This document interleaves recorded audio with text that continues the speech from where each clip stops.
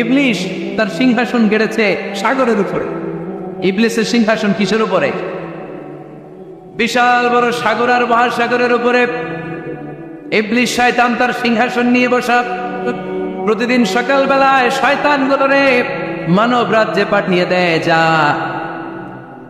তোরা মানব রাজ্যে চলে যা, যে মানুষকে ওয়াসওয়াসা দে, ওয়াসওয়াসা দিয়ে খারাপ কাজ করা। সারাদিন খারাপ কাজ করার পরে কি কি ওয়াসওয়াসা দিল, কি কি খারাপ কাজ মানুষের মধ্যে ঘটালো, সন্ধ্যাবেলায় সব শয়তানে সেই ইবলিসকে বয়ান শোনায়। সন্ধ্যাবেলায় শয়তানগুলো এসে বলে, আমি এক লোককে দিয়ে মিথ্যা কথা বলিয়েছি। আরেক শয়তান বলে, আমি নামাজ কাজা করিয়েছি এক আল্লাহর বান্দাকে দিয়ে। আরেকজন বলে, আমি ওজনে কম দিয়েছি। আরেকজন বলে, আমি সুদের ব্যবসার মধ্যে টাকা লাগানোর ব্যবস্থা করে দিয়েছি। এক একজন এক একটা ওয়াসওয়াসা দিয়ে আল্লাহর মুমিন বান্দাদেরকে ধোঁকা দিয়েছে। এগুলোর ফিরিস্তি এসে সব শয়তানেরা ইবলিসকে শোনায়, কিন্তু কোনো কথাতে ইবলিসের মন ভরে না। কোন শয়তান এসে বলে, আমি তো এমন মদের আড্ডাখানায় নিয়ে গেছি আল্লাহর বান্দাদেরকে, এগুলো নামাজই পড়ে নাই, খালি মদ খেয়েছে। আবার কিছু শয়তান এসে বলে, আমি ক্যাসিনোতে নিয়ে গেছি, ওখানে খালি জুয়া খেলছে। আবার কিছু শয়তান এসে বলে, আমি বাজারের মধ্যে ফরমালিনের এই ওয়াসওয়াসা ঢুকাই দিছি। একটার পর একটা শয়তানি ফিরিস্তি তারা ইবলিসকে শোনায়, কিন্তু কোনো কাজে ইবলিসের মন ভরাতে পারে না। একজন এসে বলে, আনা মা তারাকতুহু বাইনার রাজুলি ওয়া ইমরাআতিহি হাত্তা ফাররাকতু, আমি একজন ইমানদার নারী পুরুষের মধ্যে ঝগড়া লাগাইয়া ওই ঝগড়া বাড়াতে তালাক পর্যন্ত নিয়ে গেছে। নাউজুবিল্লাহ পড়বেন না? শয়তান এবার তার উপর খুশি হয়ে যায়। সব শয়তানগুলোকে ঠেলে ইবলিস এই শয়তানকে কাঁধে তুলে নাচতে শুরু করে দেয়। কারণ মুমিন বান্দার সংসার যদি ভেঙে যায় শয়তান খুশি হয়ে যায়, আর মুমিন বান্দার সংসার টিকে থাকলে খুশি হয়ে যায় কে? এজন্য নীলফামারীর ভাইয়েরা, ঝগড়া করা যাবে না। দাম্পত্য জীবনকে সুখী করতে চাইলে ঝগড়াকে আমরা নো বলে দিব। ঝগড়া অনেক সময় হবে, কিন্তু এটাকে বাড়তে দেয়া যাবে না, এটাকে আমরা স্পেস দিব না, ওইখানে থামায় দিতে হবে। রাজি আছেন তো সবাই? আল্লাহ রাসূল সাল্লাল্লাহু আলাইহি ওয়াসাল্লামের ফ্যামিলিতে ঝগড়া হতো। আম্মা জান আয়েশা রাদিয়াল্লাহু তাআলা আনহার সাথে আল্লাহ রাসূল সাল্লাল্লাহু আলাইহি ওয়াসাল্লামের ঝগড়া হতো, হাদিসে পাওয়া যায়। কিন্তু এগুলো ছিল মধুর ঝগড়া, সুন্দর ঝগড়া। সুবহানাল্লাহ পড়ে। আল্লাহর হাবিব বলেন, ইয়া আয়েশা ইন্নী লা আ'লামু ইযা কুনতি আন্নী রাদিয়া ওয়া ইযা কুনতি আলাইয়া গাদবা। ও আয়েশা, তুমি কখন আমার উপর রেগে থাকো সেটাও আমি বুঝি, আবার কখন খুশি থাকো সেটাও বুঝি। আম্মা যারা এসে বললেন, ইয়া রাসূলুল্লাহ, ইয়া হাবিবাল্লাহ, কেমন করে আপনি বোঝেন যে আমি আপনার উপর রেগে আছি, আবার কেমন করে আপনি বোঝেন আমি আপনার উপর সন্তুষ্ট আছি? বিশ্বনবী বললেন, আয়েশা, তুমি যখন আমার উপরে খুশি থাকো, আমার উপর যখন তুমি রাজি থাকো, তখন তুমি দোয়ার সময় এইভাবে দোয়া করো, ওয়া রব্বি মুহাম্মদ, মুহাম্মাদের রব, আপনি আমাদের সব গুনাহগুলো মাফ করে দেন। আর যখন তুমি আমার উপর রেগে থাকো, তখন তুমি আমার নামটা মুখ দিয়ে উচ্চারণ করো না।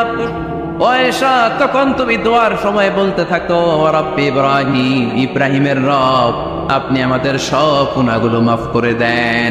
যখন তুমি খুশি তখন আমার নামটা মুখে নাও, যখন তুমি আমার উপর রেগে থাকো তখন তুমি আমার নামটা মুখে নিতে চাও না। আম্মা জান আয়েশা বললেন, ইয়া রাসূলুল্লাহ, ইয়া হাবিবাল্লাহ, মা হাজুরু ইল্লা ইসমাক, আমি শুধু আমার মুখ থেকে আপনার নামটারে সরায় রাখি, আমার হৃদয় থেকে কোনোদিন আপনারে সরাতে পারি না। মা হাজুরু ইল্লা ইসমাক, নবী হে, আমি তো শুধু মুখ থেকে আপনার নামটারে বাদ দেই, আমার হৃদয় থেকে তো আপনারে বাদ দিতে পারি না। আমার হৃদয় পুরোটা জুড়ে শুধু আপনি আর আপনি। চিল্লায় পড়েন আল্লাহু আকবার। তার মানে আম্মা জান আয়েশাও আল্লাহ রাসূল সাল্লাল্লাহু আলাইহি ওয়াসাল্লামের উপর রেগে থাকতেন মাঝে মাঝে। বিশ্বনবী মাঝে মাঝে রাগ করতেন। একবার খুব বেশি রাগারাগি হয়ে গেল, অনেক ঝগড়া হয়ে গেল। এবার আল্লাহ রাসূল সাল্লাল্লাহু আলাইহি ওয়াসাল্লাম খেয়াল করলেন না, এত ঝগড়া তো করা ঠিক হবে না। তখন আল্লাহর হাবিব সাল্লাল্লাহু আলাইহি ওয়াসাল্লাম বললেন, আয়েশা, চলো মিটমাট করি। কি করি? মিউচুয়াল করি না, মিটমাট। এই যে ঝগড়া লাগলে আবার যে মিলায় দেয়, এটা কি বলেন আপনারা নীলফামারীতে? মিটমাট। আল্লাহ হাবিব সাল্লাল্লাহু আলাইহি ওয়াসাল্লাম বললেন, আয়েশা, চলো আমরা মিটমাট করি, আমরা ঝগড়া না করি। আমাদের আয়েশা বললেন, ঠিক আছে, চলেন মিটমাট করি। বিশ্বনবী বললেন, ঠিক আছে, একজনকে নিয়ে আসি যে দুইজনের মাঝে মিটমাট করাই দিবে। কারে নিয়ে আন? ওমরে ফারুককে নিয়ে আসি। আমাদের আয়েশা বলে, না, ওমরু গলিদ, ওমরের মেজাজ গরম, আমার ভয় লাগে। সুবহানাল্লাহ পড়বেন না? বিশ্বনবী বললেন, তাহলে তোমার আব্বারে নিয়ে আসি। কই নিয়ে আসেন, আব্বারে খুব ভালো লাগে। বিশ্বনবী বললেন, ঠিক আছে, তোমার কথাই রইল, ওমরকে ডাকবো না, তোমার আব্বা আবু বকরকে নিয়ে আসবো। বিশ্বনবী মিটমাট করার জন্য সাইয়েদনা আবু বকর রাদিয়াল্লাহু তাআলা আনহুকে ডেকে নিয়ে আসলেন। সাইয়েদনা আবু বকর রাদিয়াল্লাহু তাআলা আনহু ঘরে ঢুকলেন। বিশ্বনবী বললেন, আয়েশা, আমার আর তোমার মাঝে কি নিয়ে ঝগড়া হয়েছে? কথাটা কি তুমি বলবা নাকি আমি বলবো? আম্মা জান আয়েশা বলেন, আপনিই বলেন, তুমি মিথ্যা বললেন না, যা ঘটছে ওইটাই বললেন। ওলা তাকুলিল্লাহ হাক্কান, যেটা সত্য ওইটাই বলবে, অন্য কিছু বলবেন না। আবু বকর রাদিয়াল্লাহু তাআলা আনহু তো শুনে রেগে মেগে আগুন। কি এত বড় সাহস, বিশ্বনবীর সামনে দাঁড়িয়ে তুমি এভাবে কথা বলো? এই আদব শিক্ষা দিয়েছি তোমাকে আমি। রেগে গেলেন। বিশ্বনবী কি সত্য ছাড়া মিথ্যা কিছু বলবেন? রেগে মেগে চিৎকার করে মেয়ের গালের মধ্যে দিলেন এক চপেটাঘাত। এক থাপ্পড়ে আম্মা জান আয়েশা উল্টায় পড়লেন। আবার মারার জন্য সাইয়েদনা আবু বকর রাগে গড়গড় করছিলেন, মেয়েরে আবার মারার জন্য উদ্যত হলেন। বিশ্বনবী অবস্থা ভয়ঙ্কর দেখে সাইয়েদনা আবু বকরের সামনে দুই হাত মেলে এইভাবে দাঁড়িয়ে গেলেন। বিশ্বনবীকে যখন আবু বকর রাদিয়াল্লাহু তাআলা আনহু দাঁড়াতে দেখলেন, সাইয়েদনা আবু বকর মুহূর্তের মধ্যে থেমে গেলেন। সুবহানাল্লাহ পড়েন। সাইয়েদনা আবু বকর রাদিয়াল্লাহু তাআলা আনহু ঘর থেকে বের হয়ে গেলেন। এবার বিশ্বনবী আম্মা জান আয়েশার কাছে যেয়ে বলেন, ও আয়েশা, দেখো আমি তোমারে মাইর থেকে বাঁচাইলাম। আমি না থাকলে তোমার বাবা তোমার আসে শেষ করে ফেলতো, ঠিক কি না? আমি বাঁচাইছি তোমারে। ইয়া আয়েশা কাইফা রাআইতিনি আনফুসতুকি মিনার রাজুল, দেখছো আয়েশা কেমনে বাঁচাইলাম তোমারে? আজকে আমি না থাকলে এমন পিটতে দিতে তোমার বাবা একেবারে খবর হয়ে যায়। আম্মা জান আয়েশা লজ্জায় পড়ে গেলেন, হেসে দিলেন। বিশ্বনবীও হেসে দিলেন। সুবহানাল্লাহ পড়েন। দুইজনের এই হাসির আওয়াজ ঘরের বাইরে থেকে সাইয়েদনা আবু বকর শুনতে পেলেন। উনি শুনে তো অবাক, কিরে এতক্ষণ তৃতীয় বিশ্বযুদ্ধ, এখন আবার আসে। ঘরে ঢুকলেন। ঘরে ঢুকার পরে আবু বকর রাদিয়াল্লাহু তাআলা আনহু বিশ্বনবীকে বললেন, ইয়া রাসূলুল্লাহ, আশরিকানি ফি সিলবিকুমা কামা আশরাকতুমানি ফি হারবিকুমা। হে আল্লাহর রাসূল, আপনারা দুইজন ঝগড়া লাগলে মিটমাট করার জন্য আমারে যেমনি ডাকেন, আপনারা যখন সুখ আনন্দ আর হাসাহাসিতে ব্যস্ত থাকেন, ওই হাসির সময়গুলোতে শেয়ার করার জন্য তখনও আমার একটু ডাইকেন। পড়েন সুবহানাল্লাহ। ও নবী, শুধু ঝগড়ার সময় ডাইকেন না, কিন্তু শুধু মিলায় দেওয়ার জন্য ডাকবেন না। আপনাদের মধ্যে যখন সুখকর আনন্দময় হাসাহাসির মুহূর্তগুলো কাটে, ওই মুহূর্তগুলোতেও আমাকে এনে আপনারা শেয়ার করে দিয়েন। পড়েন সুবহানাল্লাহ। মুসনাদ আহমদ ইবনে হাম্বলের হাদিস। এই হাদিস প্রমাণ করে আল্লাহ রাসূল সাল্লাল্লাহু আলাইহি ওয়াসাল্লামের বড় ঝগড়া হতো স্ত্রীদের সাথে, তবে মধুর ঝগড়া, শিক্ষণীয় ঝগড়া। আওয়াজ করে বলতে হবে, ঠিক কি না? এজন্য ঝগড়া হবে, কিন্তু ঝগড়াকে বাড়তে দেয়া যাবে। তাহলে দাম্পত্য জীবন সুখময় করতে চাইলে 1 নম্বরে স্যাক্রিফাইস, 2 নম্বরে ঝগড়াকে আমরা কি বলে দিছি আজকে? বলে গেছি। ঝগড়াকে কি বলবো? নো। তাসলিমা নামে একটি মেয়ে হারিয়ে গেছে। ওসি সাহেব বলেছেন, পিছনে পুলিশের কাছে যদি পাঠিয়ে দিতে পারেন ভালো হয়। ছোট্ট মেয়ে দেখলে জিজ্ঞেস করবেন, তোমার নাম কি? যদি বলে তাসলিমা, 6 বছর বয়স, ওকে পাঠিয়ে দিবেন। 3 নম্বর, দাম্পত্য জীবন সুখময় করতে চাইলে দাম্পত্য জীবনের কোনো গোপন কথা কারোর সাথে শেয়ার করা যাবে না। এটা কবিরা গুনাহ, এটাকে হারাম বলে ঘোষণা দিয়েছে কে? এটাকে বিষ্ণু বলেছেন আযমুল আমানা। স্বামী স্ত্রীর মধ্যে যে অন্তরঙ্গ মুহূর্ত কাটে, এই মুহূর্তগুলোর কথা কারোর সাথে শেয়ার করা যাবে? নীলফামারীর যুবক ভাইরা চিল্লায় বলে, এগুলো শেয়ার করা যাবে? বিষ্ণু বললেন, খবরদার, এটা আযমুল আমানা। স্বামীর সবকিছু স্ত্রীর কাছে আমানত, স্ত্রীর সবকিছু স্বামীর কাছে আমানত। আবার বিশ্বনবী বলেছেন, যারা স্বামী স্ত্রীর গোপন দাম্পত্য জীবনের কথা অন্যের কাছে শেয়ার করে দেয়, তারা হলো আশারুন নাস, পৃথিবীর মধ্যে সবচাইতে নিকৃষ্ট মানুষ। এরা নিকৃষ্ট, এদের চাইতে নিকৃষ্ট কেউ হতে পারে না। উলাইকা কাল আনআম বাল হুম আদাল। এরা পশুর চাইতেও নিকৃষ্ট, যারা স্বামী স্ত্রীর প্রাইভেট কথা, পার্সোনাল কথা মানুষের কাছে বলে বেড়ায়। আর সিবাহু হারাম, এই গোপনীয় সব কথাগুলোকে অন্যের কাছে প্রকাশ করা হারাম করেছে কে? চিল্লায় বলতে হবে কে? তাহলে খবরদার, নিজেদের দাম্পত্য জীবনের কোনো কিছু অন্যের সাথে শেয়ার করবেন। আমাদের বোনরা অনেক সময় একসাথে বসলে পেটের কথা, পিটের কথা সব বলে ফেলায়, আছে না নাই? না বোনেরা, সব শেয়ার করলেও আপনাদের দাম্পত্য জীবনের কোনো কথা কখনো কারোর সাথে শেয়ার করতে পারবেন না। 4 নম্বর ফর্মুলা হচ্ছে অহেতুক সন্দেহ পরিহার করতে হবে। অনেক স্ত্রী আছে স্বামীরে খালি সন্দেহ করে, আছে না নাই? নেই ফামারিতে এই সমস্যা নাই, আছে? এই যে ভুক্তভোগী পাওয়া গেছে, আছে না নাই? আছে। খালি সন্দেহ করে, এই তুমি ওদিকে তাকালে কেন, ওই বেডের দিকে তাকাইলে কেন, এই তোমার মোবাইল দাও, কারে ফোন দিলা দেখি, এই ফেসবুকের পাসওয়ার্ড দাও দেখি কি করছে, দেখি মেসেঞ্জারে কার সাথে চ্যাটিং করছে, আছে না নাই? এই যে অহেতুক সন্দেহ আপনার ফ্যামিলিটারে জাহান্নামের টুকরা বানায় দিবে। আবার অনেক স্বামী আছে স্ত্রীকে খালি সন্দেহ করে, এদিকে তাকালে সন্দেহ করে, ওদিকে তাকালে সন্দেহ করে, বাসায় থাকলেও সন্দেহ, বাইরে গেলেও সন্দেহ, এরকম আছে না নাই? না, অহেতুক সন্দেহ এটা পরিহার করবেন। এই সন্দেহ খুব খারাপ জিনিস। আমি ব্যক্তিগতভাবে অনেক কেস এরকম হ্যান্ডেল করেছি, এসে বলে হুজুর খালি সন্দেহ করে, এটা একটা রোগ। এটা কি আপনার ফ্যামিলিটারে শেষ করেছে। এই জন্য অহেতুক সন্দেহ পরিহার করবেন। হ্যাঁ, সত্যি যদি পরকীয়ার কোনো ঘটনা ঘটে থাকে ওটা নিয়ে বসেন, ফেস টু ফেস কথা বলেন, ফ্যামিলি মিটিং করেন, সরাসরি সেটেল করার চেষ্টা করুন। কিন্তু অহেতুক সন্দেহ একটা রোগ। এই রোগ থেকে আল্লাহ তুমি দাম্পত্য জীবনকে বাঁচাও, আমরা আওয়াজ করে পড়বো আমিন। 5 নাম্বার, স্বামী স্ত্রী একে অপরকে আল্লাহর বিধান স্মরণ করায় দিবে। স্বামী যদি ফজরের সময় ঘুমায় থাকে, স্ত্রী ডেকে দেওয়ার দরকার আছে না নাই? আবার স্ত্রী যদি ঘুমায় থাকে, স্বামীর ডেকে দেওয়ার দরকার আছে না নাই? কোন স্বামী যাবে জান্নাতে, তার স্ত্রী যাবে জাহান্নামে, আবার স্ত্রী হবে জান্নাতি, স্বামী যাবে জাহান্নামে। এরকম আমরা চাই নাকি? আমরা যখন জান্নাতে যাব, আমার স্ত্রীর হাত ধরে একসাথে জান্নাতে ঢুকতে চাই, ঠিক কিনা? ঠিক কিনা? আবার আমার স্ত্রী যখন জান্নাতে যাবে, সে একা ঢুকতে পছন্দ করবে। এজন্য আমরা দুনিয়াতে যেমনি এক ছাদের নিচে, এক জায়গায়, এক বাড়িতে, জান্নাতেও আমরা এক বাড়িতে থাকতে চাই। আওয়াজ করে বলতে হবে, ঠিক কিনা? এই জন্য গবেষকরা বলেছে, স্বামী স্ত্রীর ভালোবাসাটাকে তারা বলে লাভ পিরামিড। কি পিরামিড? লাভ পিরামিড। এই ত্রিভুজ আকৃতি। কিরে ভাই? আচ্ছা, লাভ পিরামিড, ত্রিভুজ আকৃতি, ট্রায়াঙ্গেল। আপনারা ত্রিভুজ চিনেন? চিনেন? কথা কয় না। ত্রিভুজের কয় কোণা? কয় কোণা? 3 কোণা। এই যে এরকম, তাই না? এই জন্য স্বামী স্ত্রীর ভালোবাসাটাকে বলে লাভ পিরামিড। উপরে এরকম সমস্যার মতো না, উপরে থাকে আল্লাহ, আর ডানে স্বামী, বায়ে স্ত্রী, এই 2 কোণায় স্বামী স্ত্রী, আর উপরের কোণায় আল্লাহ। স্বামী স্ত্রী যদি আল্লাহর আনুগত্যের দিকে যেতে চায়, যতই তারা the couple come to Allah, they come closer to each other।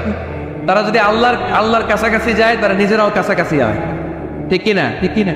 তারা আল্লাহর কাছে যেতে যেতে যেতে যেতে আল্লাহর ইবাদতে যদি একেবারে আল্লাহর কাছে চলে যায়, তারা নিজেরাও কাছাকাছি চলে যায়, ঠিক কিনা? ঠিক কিনা?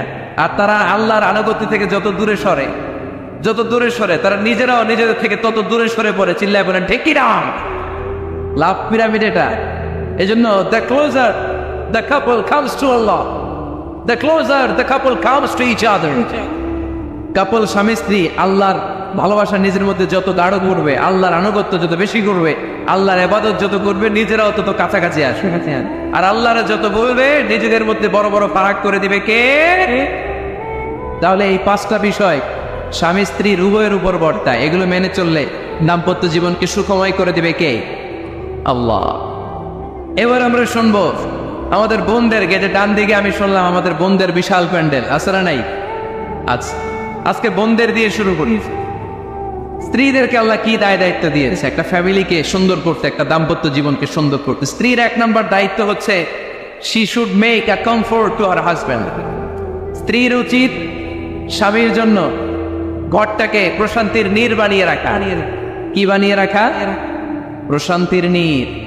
স্ত্রী হওয়া উচিত এমন, যাকে দেখলে স্বামীর চোখ জুড়ায়, স্বামীর প্রাণ জড়িয়ে যায়, স্বামীর হৃদয়টা ঠান্ডা হয়ে যায়, ঠিক কিনা? আর স্ত্রীর দিকে তাকালে যদি মেজাজ গরম হয়ে যায়, মেজাজ খিটখিটে হয়ে যায়, ঝামেলা আছে না নাই? ঝামেলা আছে। এজন্য মেহরবানি করে আমাদের বোনরা যারা, এমন কোনো কাজ করবেন না যেটা স্বামীর মেজাজকে খিটখিটে করে দেয়। কারণ আল্লাহ তাআলা আপনাদেরকে তৈরি করেছে লিতাসকুনু ইলাইহা, স্বামী আপনার কাছে গেলেই যেন তার হৃদয়টা প্রশান্ত হয়ে যায়, ঠিক কিনা? অনেক স্ত্রী আছে না জেনে না বুঝে স্বামীর সাথে এমন খিটখিটে মেজাজ দেখায় যেটা স্বামীর জন্য মেনে নেওয়া কষ্টকর। আমি একটা জরিপে পড়েছি, পৃথিবীর অনেক স্বামী স্ত্রীর কারণে হার্ট অ্যাটাক করে মারা যায়। আসলে নাই? এই তো ভুক্তভোগী পাওয়া গেছে। স্বামীর জন্য একটা ত্রাস হয়ে দাঁড়ায় স্ত্রী, ত্রাস। অনেক স্বামী আছে স্ত্রীর এরকম আচরণের কারণে, অতিরিক্ত প্রেসার ক্রিয়েট করার কারণে স্ত্রীদেরকে ভয় পায়। অবশ্য নীলফামারীর কোন স্বামী তার স্ত্রীরে ভয় পায় না। ভয় পায়? স্ত্রীরে ভয় পান কে কে দেখি?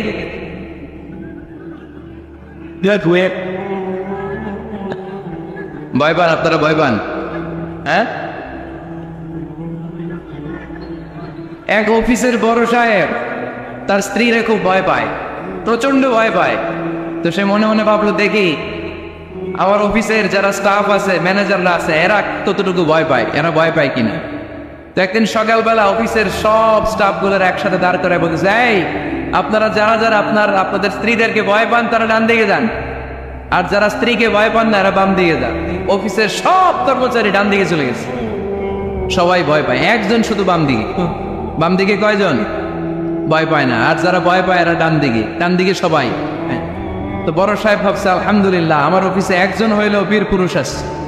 তো বীর পুরুষের কাছে যেয়ে বলে, ঘটনা কি, আপনি মোটেও ভয় পান না? কয়, স্যার প্রতিদিন অফিস করার জন্য যখন ঘর থেকে বের হয় আমার বউ আমারে বলে দেয়, খবরদার সবাই যেদিকে যায় তুমি কিন্তু ওইদিকে যাই বানা, সবাই যেদিকে যায় তুমি ওইদিকে গেলে খবর আছে। বড় সাহেবকে খবরদার, এটা তো আরো ডরায়, ঠিক কিনা?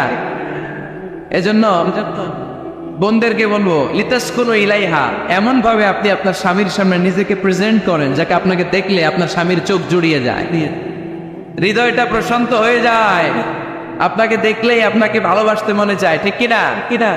এজন্য রব্বুল আলামিন বলেন, আমি নারীদেরকে তৈরি করেছি লিতাসকুনু ইলাইহা, যেন পুরুষেরা স্ত্রীদের সংস্পর্শ যখন পায় পুরুষদের হৃদয়টারে প্রশান্ত করে দেয় কে? রব্বুল আলামিন বলেছেন, খাদিজার জন্য জান্নাতে আমি এমন একটা ঘর বানিয়েছি যেই ঘরের মধ্যে কোনো বিশৃঙ্খলা নাই। খাদিজার জন্য জান্নাতে এমন একটা প্রাসাদ আমি বানিয়েছি যেই প্রাসাদের মধ্যে কোনো আওয়াজ নাই, কোনো কোলাহল নাই। কুরাইশদের মাঝে যখন দাওয়াত দিতেন সব বিশৃঙ্খলা ঝামেলা গোলমাল শেষ করে রাতের বেলায় যখন খাদিজার ঘরে বিশ্বনবী ঢুকতেন, বিশ্বনবীর হৃদয়টারে প্রশান্ত করে দিত কে?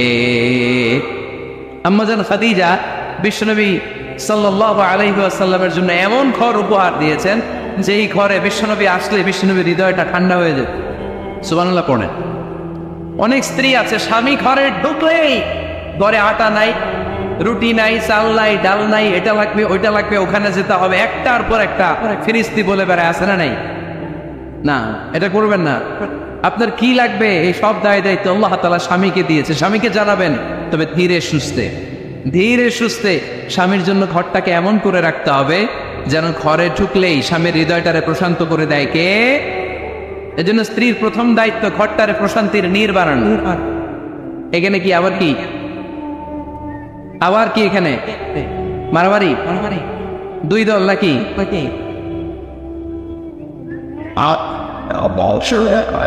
আপনাদের মনোযোগ আছে না গেছে?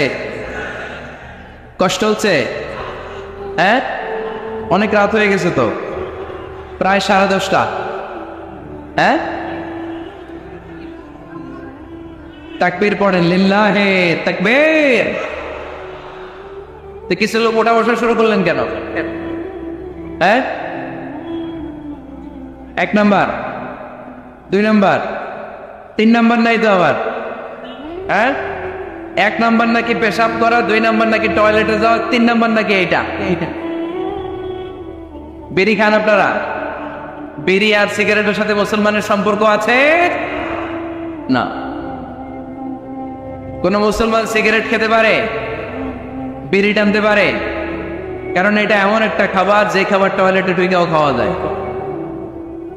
সিগারেট ছাড়া কোনো খাবার টয়লেটের ভেতরে খাওয়া যায়? কথা বলেন, খাওয়া যায়। এবং সিগারেট পৃথিবীর এমন খাবার যে খাবারের গায়ে এই খাবারের বদনাম লেখা থাকে, ঠিক কিনা? সিগারেট ছাড়া পৃথিবীর কোনো খাবারে ওই খাবারের বদনাম আছে? কথা বলেন। ধরেন আপনাদের নীলফামারীতে নতুন 1 প্যাকেট বিস্কিট বেরিয়েছে, যে বিস্কিটের গায়ে লেখা এই বিস্কিট খাওয়ার 1 ঘন্টার মধ্যে ডায়রিয়া শুরু হবে। ওটা খাইবেন কে কে? খাবেন আপনারা? কি বলবেন দোকানদারে, তোর বিস্কিট তুই খা, তোর ডায়রিয়া হোক। ঠিক কিনা? কিন্তু সিগারেটের গায়ে কিন্তু লেখা থাকে স্মোকিং কজেস ক্যান্সার, ধূমপান স্বাস্থ্যের জন্য ক্ষতিকর, ধূমপান কর্কট রোগের কারণ, ধূমপান করলে এটা বিষপানের শামিল। এই সিগারেট এটা তৈরি হয় তামাক পাতা থেকে, টোবাকো প্ল্যান্ট। এই তামাক পাতা চাষ হয় নাকি নীলফামারীতে? হ্যাঁ, বাংলাদেশে সবচেয়ে বেশি, সবচেয়ে বেশি নীলফামারীর কোন থানায়? সদরে, শহর অঞ্চলে। আচ্ছা, এই তামাক পাতার চারদিকে বেড়া দেয়া লাগে না, জানেন? কারণ ছাগলও মুখ দেয় না। তো যেটা ছাগলে খায় না ওটা মানুষ খাইতে পারে? আওয়াজ করে বলেন। তাহলে ঝগড়ারে যেমনি আজকে আমরা নো বলে দিলাম, এই সিগারেট, এই মাদক, এগুলাকে আজকের প্রোগ্রাম থেকে আমরা নো বলে দিব। পারা যাবে? মাদককে আমরা নো বলে দিলাম। আওয়াজ করে বলেন, মাদক আর সিগারেটকে কি বললাম? নো। আল্লাহ তুমি বুঝার তৌফিক দান করো, আমরা পড়ি আমিন।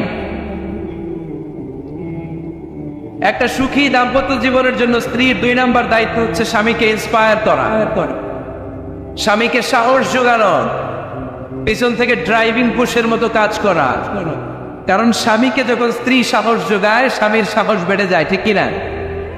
আল্লাহর হাবিব সাল্লাল্লাহু আলাইহি ওয়াসাল্লামের কাছে কোরআনের আয়াত নাযিল হলো, ইকরা বিসমি রাব্বিকাল্লাযী খালাক, খালাকাল ইনসানা মিন আলাক, ইকরা ওয়া রাব্বুকাল আকরাম আল্লাযী আল্লামা বিল কলম আল্লামাল ইনসানা মা লাম ইয়ালাম। পড়েন আল্লাহু আকবার।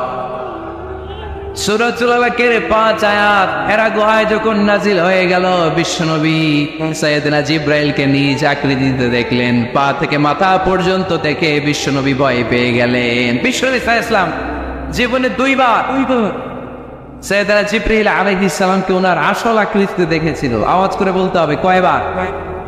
এক হচ্ছে মেরাজ রজনীতে সিদরাতুল মুনতাহায়, 2 হচ্ছে প্রথম যখন কোরআনের আয়াত নাজিল হয়, বিষ্ণু সাল্লাল্লাহু আলাইহি ওয়াসাল্লাম দেখলেন বিশাল একজন ব্যক্তি, পাটা হচ্ছে হেরা গুহায় আর মাথাটা হচ্ছে আকাশের উপরে।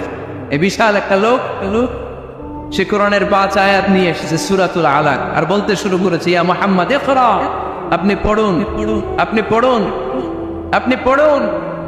3 বার পড়ার আদেশ করার পরে বিষ্ণু সাল্লাল্লাহু আলাইহি ওয়াসাল্লাম পড়তে আরম্ভ করলেন, ইকরা বিসমি রাব্বিকাল্লাযী খালাক, খালাকাল ইনসানা মিন আলাক, ইকরা ওয়া রাব্বুকাল আকরাম আল্লাযী আল্লামা বিল কলম আল্লামাল ইনসানা মা লাম ইয়ালাম।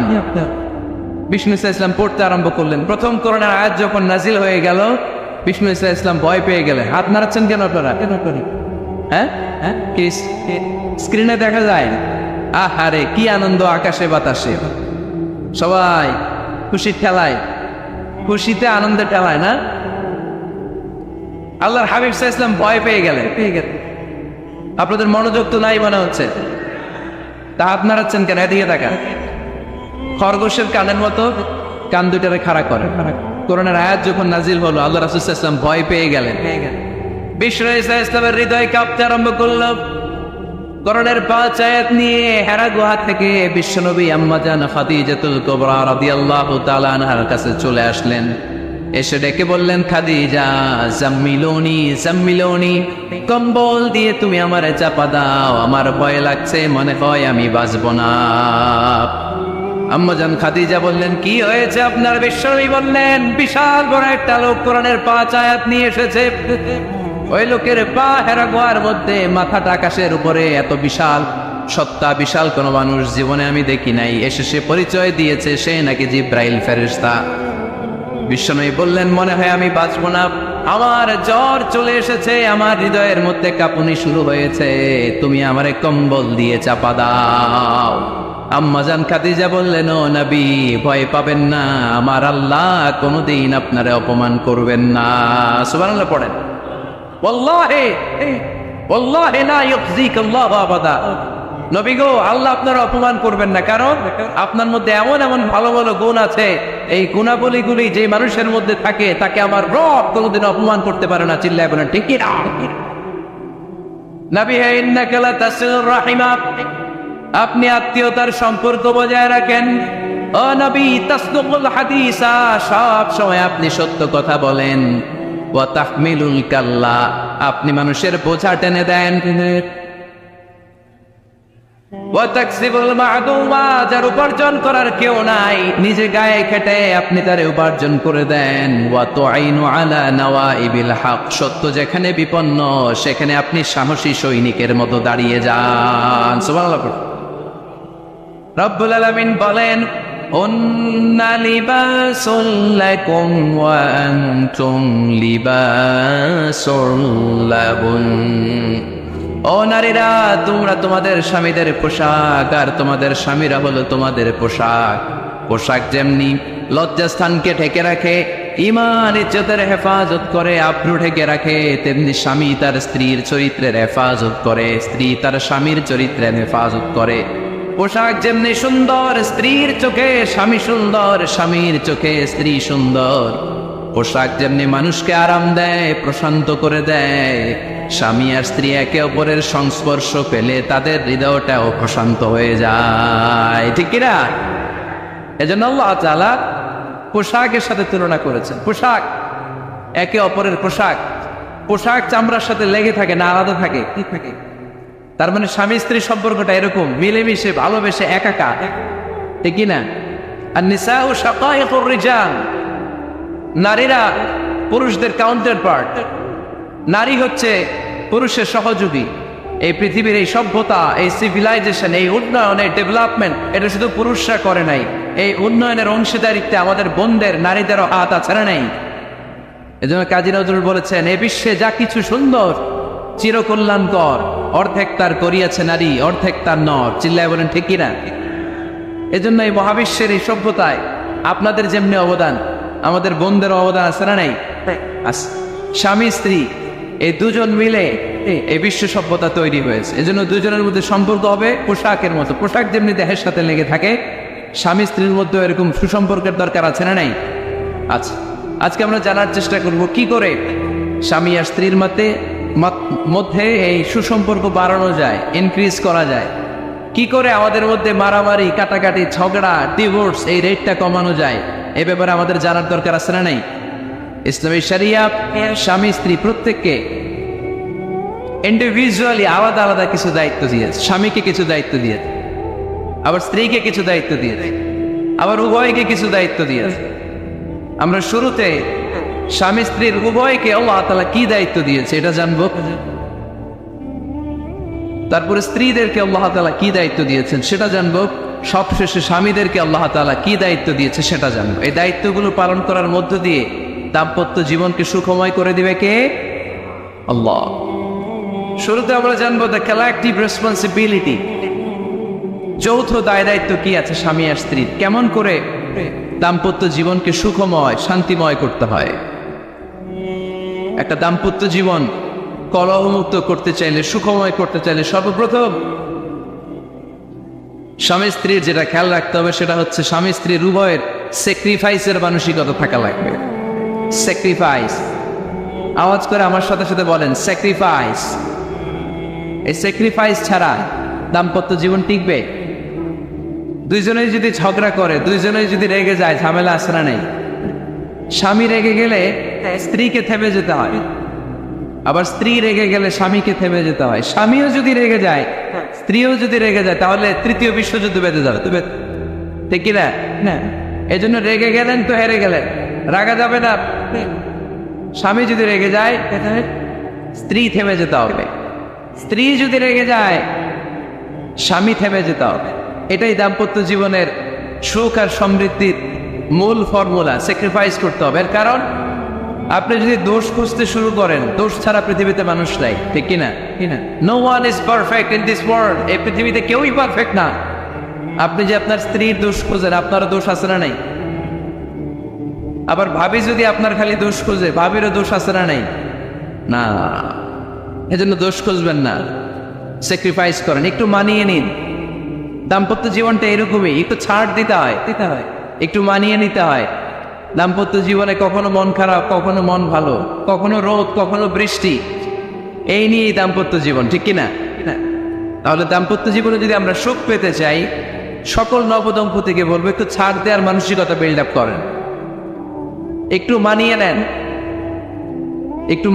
একটু ছাড় দেন, একটু মিলেমিশে চলেন, এক স্যাক্রিফাইস আমাদের জীবনটারে, আমাদের দাম্পত্য জীবনটাকে একটা জান্নাতি দাম্পত্য জীবন বানায় দিবে, ঠিক কিনা? দাম্পত্য জীবনকে সুখী করার 2 নম্বর ফর্মুলা হচ্ছে ঝগড়া করা যাবে না। আপনারা ঝগড়া করেন নাকি?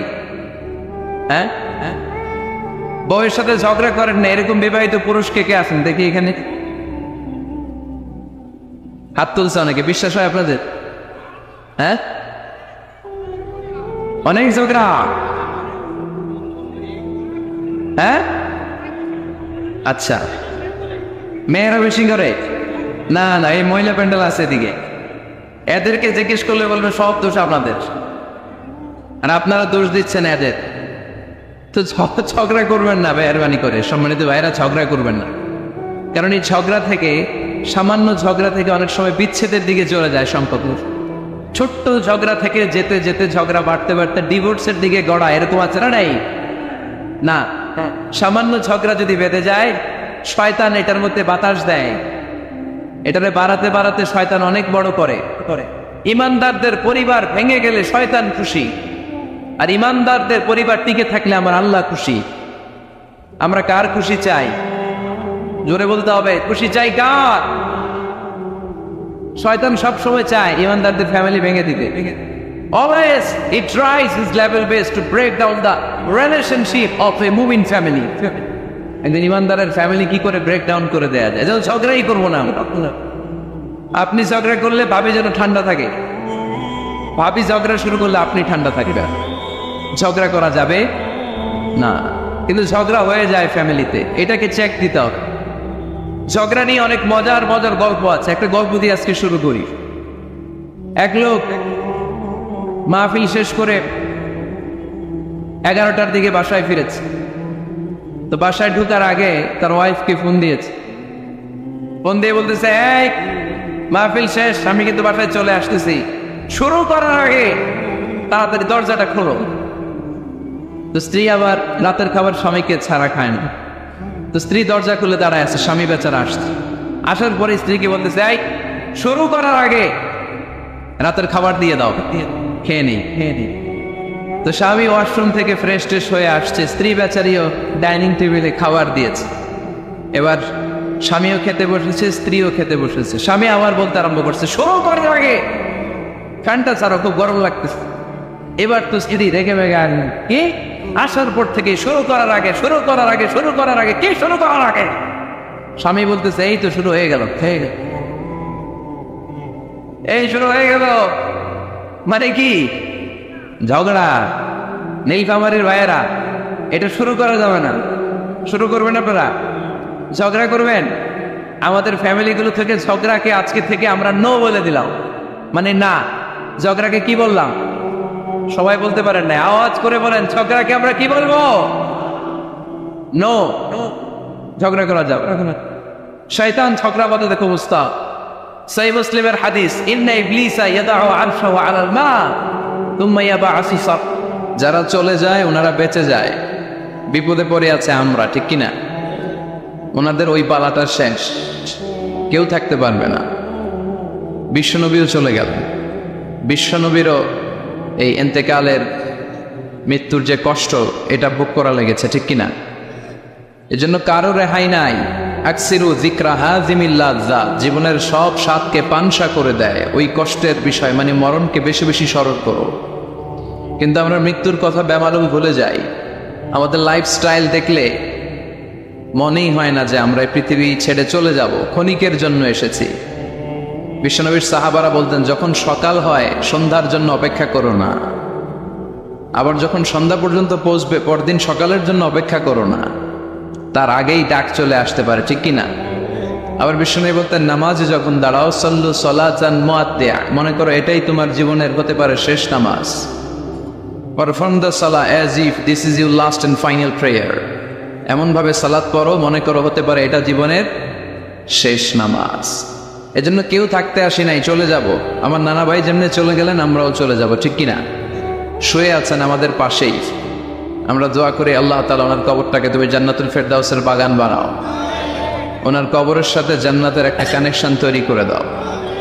আমার নানা ভাইয়ের যে স্বপ্নগুলো ছিল, যে অসমাপ্ত কাজগুলো ছিল, এগুলো যেন বর্তমান পীর সাহেব গোলাম পরওয়ার সাঈদী আরাফাত উনি আপনাদের সবাইকে একসাথে নিয়ে অসমাপ্ত কাজগুলো যেন সমাপ্ত করতে পারে, আমরা দোয়া করি।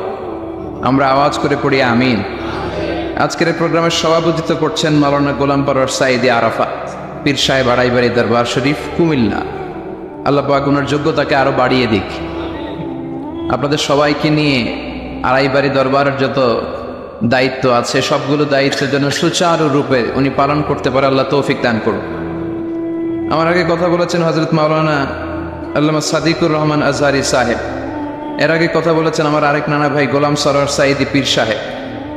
দরবারের অনেক বড় বড় উলামায়ে কেরাম আজকে কথা রেখেছে, যারাই কথা রেখেছে নিশ্চয়ই কোরআন থেকে কথা বলেছে। সবগুলো কথা যেন আমরা আমল করতে পারি, আল্লাহ তুমি তৌফিক দাও। এই মাহফিলগুলোর অ্যারেঞ্জমেন্ট করা হয় যাতে আমাদের জীবনের পরিবর্তন আসে। আমরা আসলে ভুলে গেছি যে আমরা চলে যাব, মাটির কবরে কিন্তু আমাদের সবাইকে যেতে হবে, ঠিক কিনা? একদিন মাটির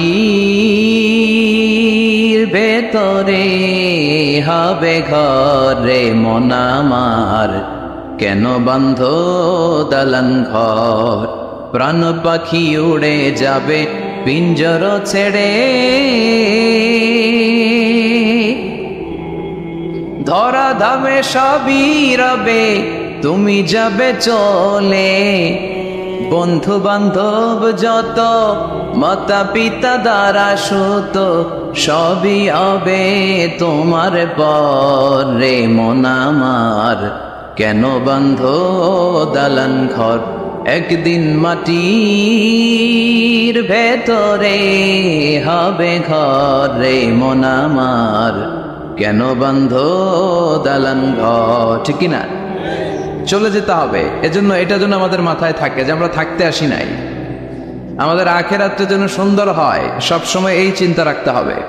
আমাদের মোরাল বেসিস, আমাদের ethical level is going down, ইখলাস তাকওয়া ইজ গোয়িং ডাউন। আল্লাহর উপর ভয়, আল্লাহর উপর অগাধ বিশ্বাস এবং আস্থা দিন দিন আমাদের কমছে, আর দুনিয়াকে পাওয়ার লোভ আমাদের বাড়ছে, ঠিক কিনা? কিন্তু আমরা থাকতে আসি নাই, চলে যাব। আমাদের অনেক লাগবে। গোটা বিশ্বে দেখবেন যে একটা প্রতিযোগিতা মানুষের মধ্যে ছুটছে, মানুষ পাগলের মতো। আরো লাগবে, আরো টাকা লাগবে, আরো সম্মান লাগবে, আমার আরো দাপট লাগবে, আরো জায়গা লাগবে, আরো ফ্ল্যাট লাগবে, আছে না নাই? বিশ্বনবী বলেন বনি আদমের প্রত্যেককেও যদি একটা স্বর্ণের পাহাড়ের মালিক বানিয়ে দেয়া হয়, কিসের পাহাড়? কথা বলেন। আচ্ছা, একটা স্বর্ণের পাহাড়ের মালিক যদি আপনি হন, আপনার পুরো 14 পুরুষ মিলে ওই স্বর্ণের পাহাড় যদি বিক্রি করেও খান, ওই পাহাড়ের অর্ধেকও শেষ করতে পারবেন?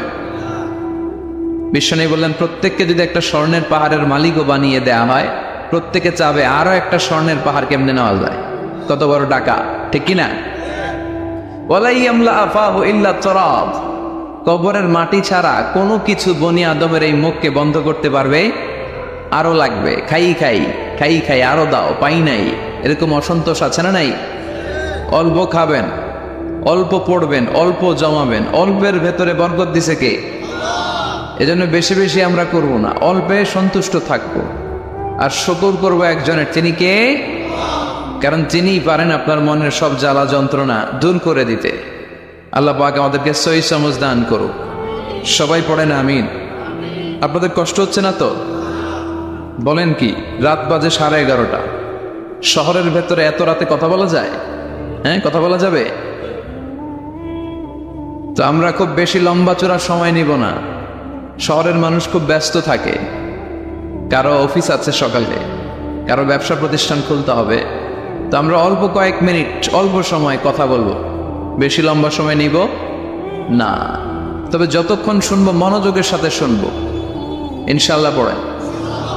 আর ওঠা বসা করা যাবে না, করা যাবে? তো আমরা অল্প কয়েক মিনিট কথা শুনবো আমলের নিয়তে। আগে নিয়তটাকে খালিস করে নেই যে আল্লাহ, এই যে এত দামি সময় ব্যয় করে আমরা আসলাম, যা শুনবো এটা যেন আল্লাহ আমল করতে পারি। চিল্লায় পড়েন আমিন। আজকে কোরআনের সবচেয়ে দামি সূরাটা নিয়ে আমি কথা বলবো। সবচেয়ে দামি কোরআনে মোট সূরা কয়টা? সবাই বলেন। আমি যখন কথা বলি আমি ক্লাস নেই, তাফসীর মাহফিলরে আমি বলি কি ক্লাস। তো ক্লাসে উত্তর করতে হয়। আমি সোজা কথার মানুষ, সোজা কথায় বিশ্বাসী, এত প্যাচগোজ নাই, সহজ কথা। আমি ক্লাস করি। আমি তাফসীর মাহফিলকে নিয়েছি যে আমি প্রতিদিন রাতে একটা করে শীতকালে ক্লাস করি। তো এই ক্লাসে উত্তর দিতে হয়। টিচার যদি প্রশ্ন করে উত্তর দেওয়ার দরকার আছে না নেই? আর টিচার প্রশ্ন করে, টিচার শিখায়, ছাত্র অমনোযোগী, ফেল করার সম্ভাবনা আছে না নেই? তো আমরা যেন পাশ করতে পারি, ঠিক কিনা?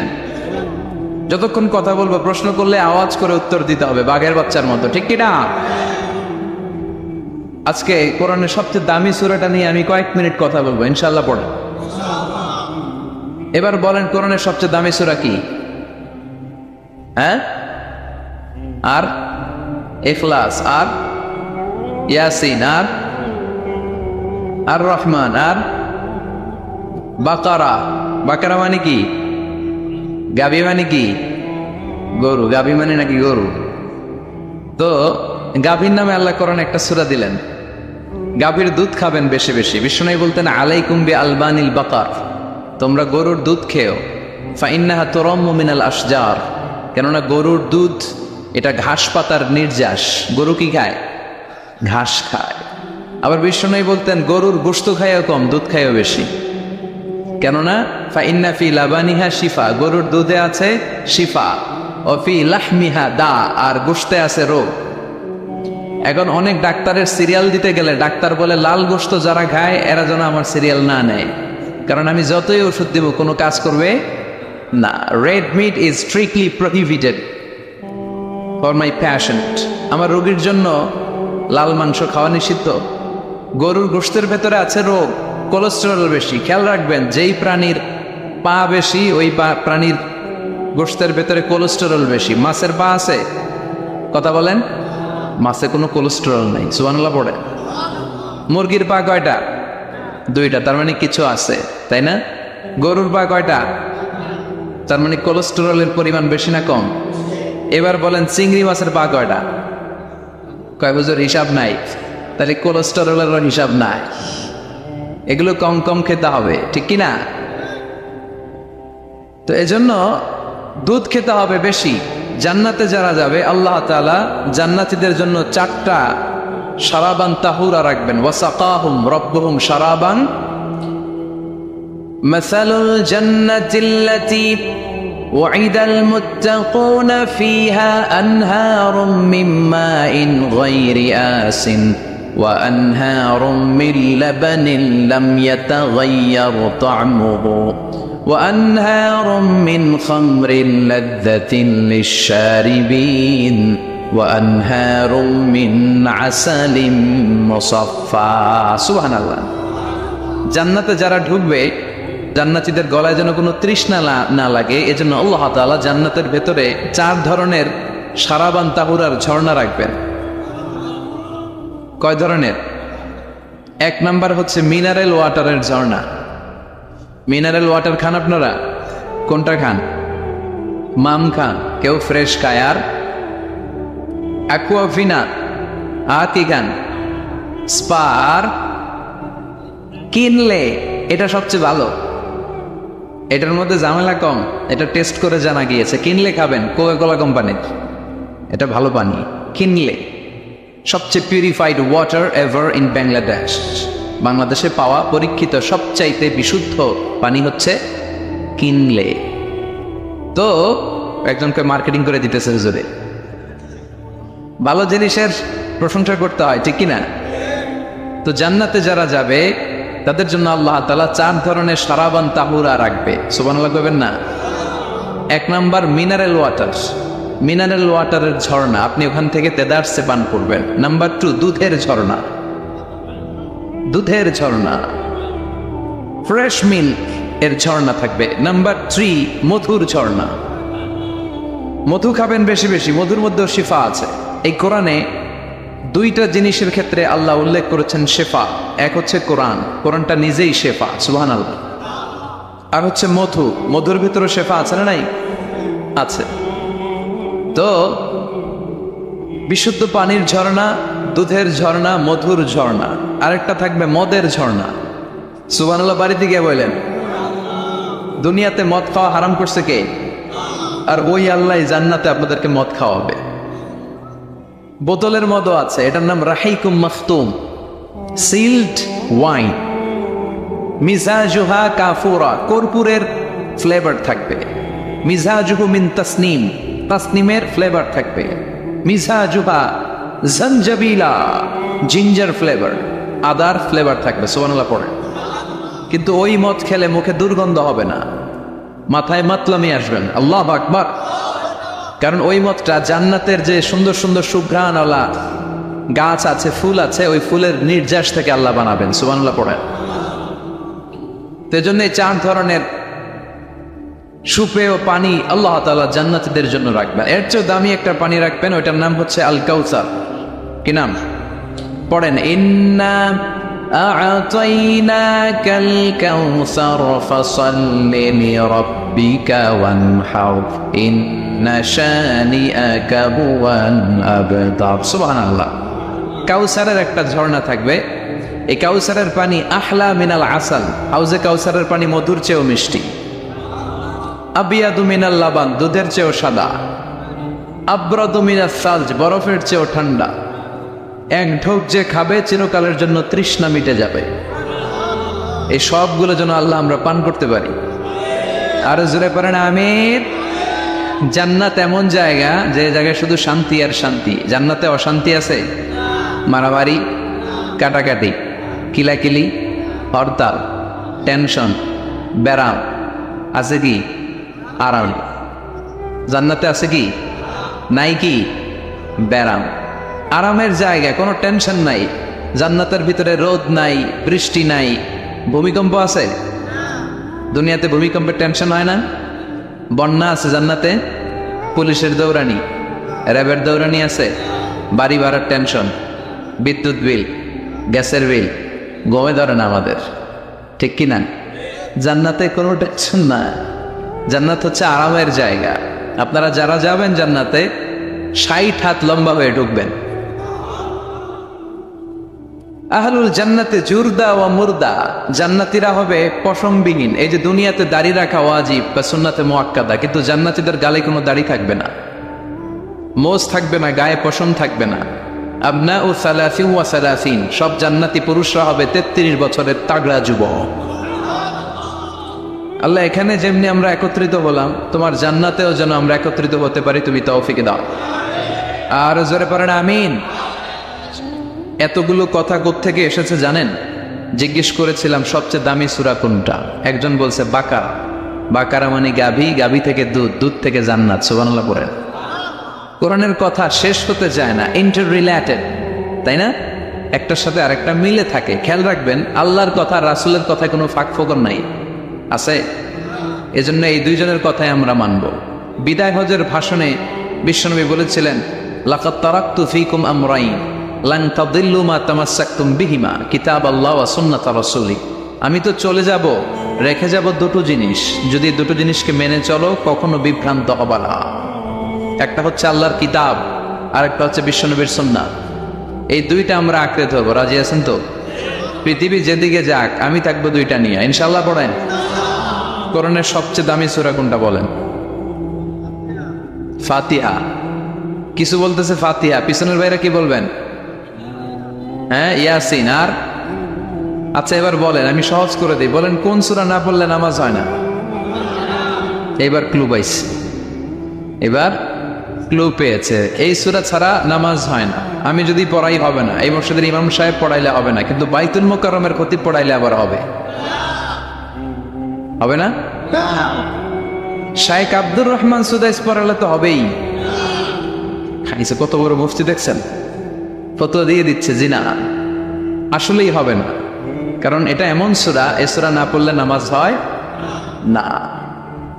বিশ্বনবী বুখারীর বর্ণনায় বলেছেন, আ'যামুস সুওয়ার ফিল কোরআন, কোরআনের সবচেয়ে দামি সূরা। এটা আমার বানানো কথা না, সবচেয়ে দামি সূরা। এই সূরার মতো সূরা কোরআনে তো নাই, তাওরাতের ভিতরেও নাই। ইনজিলের ভেতরেও নাই, জাবুরের ভেতরেও নাই। 7টা মাত্র আয়াত। কয়টা? কার কার মুখস্থ নাই হাত তোলেন। সূরা ফাতিহা মুখস্থ নাই কার কার হাত তোলেন। হিন্দু ভাই নাই কেউ? আমাদের অনেক মাহফিলে হিন্দুরা আসে, হিন্দুদেরও মুখস্থ। সুবহানাল্লাহ কইবেন না? আমি একবার লঞ্চের ভেতরে তুফানে পড়ছিলাম, তো লঞ্চ ডুবে যাবে তুফানের ধাক্কায়।